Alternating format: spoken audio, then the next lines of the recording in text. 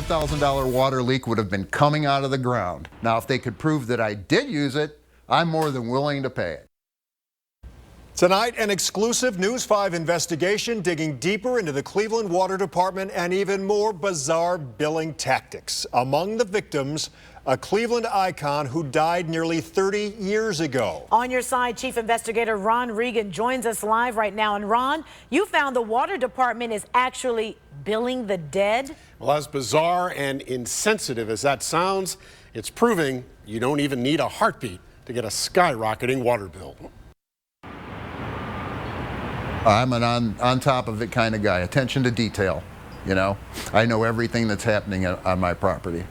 Everything. His property is home to 12,000, but not a single one of them is using water. It's kind of a slap in the face, you know. Here you are, 12,000 people buried here, and you're making us pay a bill for nothing that they did, you know, and nothing that we did. You know, and it's just wrong. Mike Radigan is property supervisor here at Beechwood's Bet Olam Cemetery. And this is the one group. And among the 12,000, a Cleveland icon. Yesterday and today, the most trusted name in Cleveland broadcasting. Dorothy Fuldheim died nearly 30 years ago at the age of 96. A broadcasting pioneer who spent 37 years here at WEWS, interviewing every U.S. president since Roosevelt and traveling the world. It's tantamount to thumbing their noses at us in a crude, deliberately insulting manner. But neither she nor the 12,000 others here are using a drop of water. Still, not even the grave can stop the Cleveland Water Department. Opened the mail, looked at a water and sewer bill that just dropped my jaw. You know, a little over $5,000 for the water bill, over $6,000 for the sewer bill. A non-profit cemetery billed more than $11,000 for water it never used. Now, if they could prove that I did use it, I'm more than willing to pay it. Is there any chance that water was used? Not that I know of. A $5,000 water leak would have been coming out of the ground, okay? And we were even told by a water department representative that we should have seen the water coming out of the ground for a $5,000 water. It would just be shooting up like a geyser.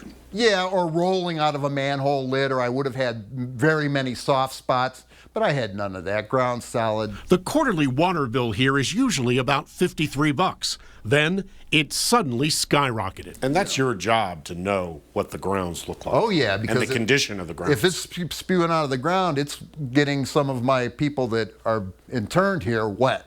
And you can't have that. The water department claimed it repaired a leak. We're very observant. I write everything down every day when something happens on my property, and there was nobody here from the Cleveland Water Department. So Radigan asked the water department for proof. I actually wanted him to fax me over the work order that they would have to come out and do the repair, and he told me he couldn't do that. And I'm like, well, all I need you to do is prove that you did the work. He never got a shred of evidence. I wasn't going to pay for something that I did not use. So now, a full year later, the Cleveland Water Department insists Radigan is dead wrong. You will pay that bill.